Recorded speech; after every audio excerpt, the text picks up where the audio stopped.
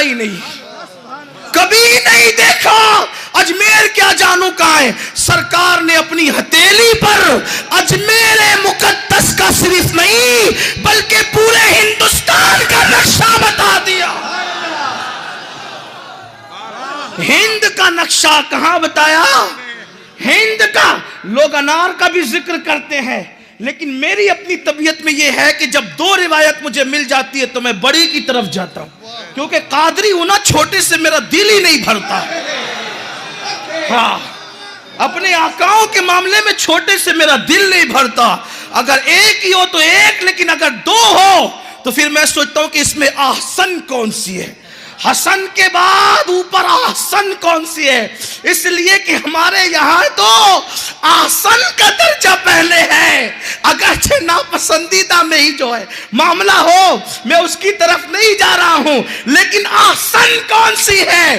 तो कहा हथेली पर जिसकी उंगली से लकीरें बने मैदान बद्र में, जब उसे कोई नहीं मिटा सकता, तो जिसकी हथेली पर हिंद का नक्शा हो,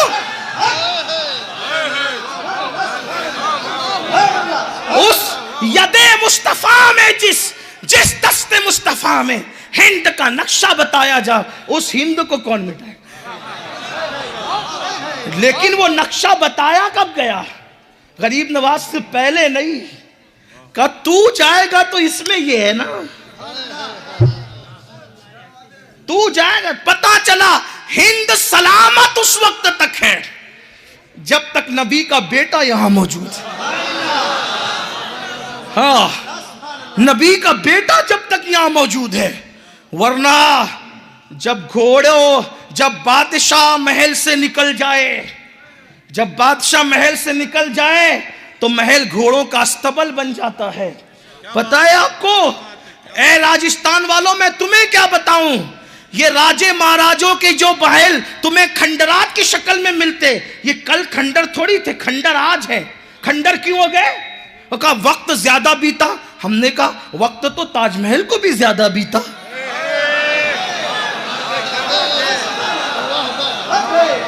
वक्त तो ताजमहल को भी ज्यादा बीता, ये खंडर हुए वो क्यों नहीं? तो कहा वजह ये, उसमें से बादशाह चला गया, इसमें मौजूद है, अगरचे कब्र में है मगर आप भी उसका महल सलामत है। मकान के सलामत होने के लिए मकीन का वजूद जरूरी है। हिंद सलामत रहेगा जब तक नबी का बेटा मौजूद रहेगा। इसलिए हिंद वालों को नबी के बेटे की जरूरत है, और उसी बेटे को मोइनुद्दीन अजमेरी कहते हैं। आए 90 लाख को कलमा पढ़ाया, निकले तेजी से। आप उन्वान इतना मुश्किल देते हैं, टाइम इतना कम देते हैं। आप लोग तो मदरसे के जलसे में खतीब का भी इम्तिहान लेते हैं। कोई खतीब होता तो वो इम्तिहान देता, मैं तो खतीब भी नहीं, मैं तो फकीर आदमी हूं, लेकिन आपकी महफिल में आया हूं।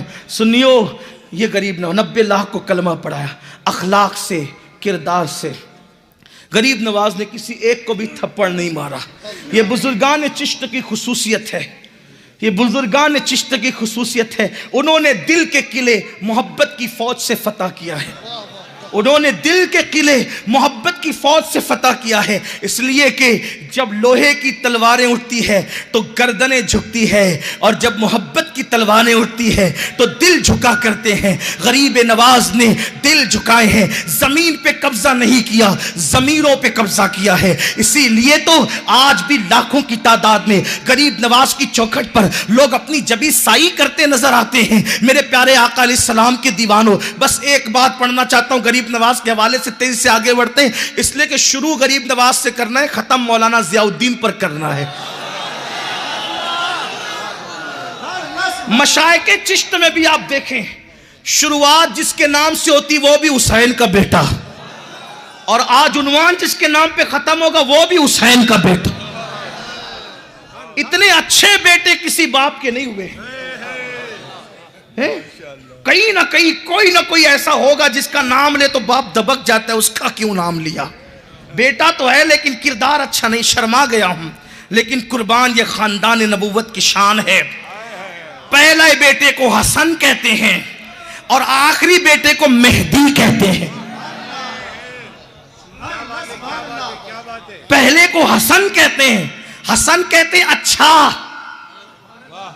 पहला बेटा अच्छा, और आखिरी बेटा मेहदी, हिदायत देने वाला, जिसका पहला अच्छा और आखिरी हिदायत देने वाला है।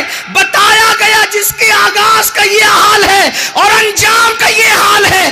अब बीच वालों का अंदाजा तुम क्या कर सकते हो, और अगर ढूंढने ही निकले हो तो बीच वालों में या तो मोइनुद्दीन अजमेरी को देखो या तो मोइनुद्दीन जिलानी को देखो। हमारे दीन की हक्कानियत के ये दोनों शाहिद हैं, मोइनुद्दीन अजमेरी, मोइनुद्दीन जिलानी।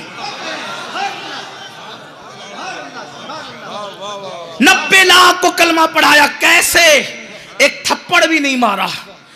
हिंदुस्तान आए थे नए लोग, नया मजहब, नई बात, नई सूरत, नई शक्ल, नया अंदाज, नई सुबह, नई शाम।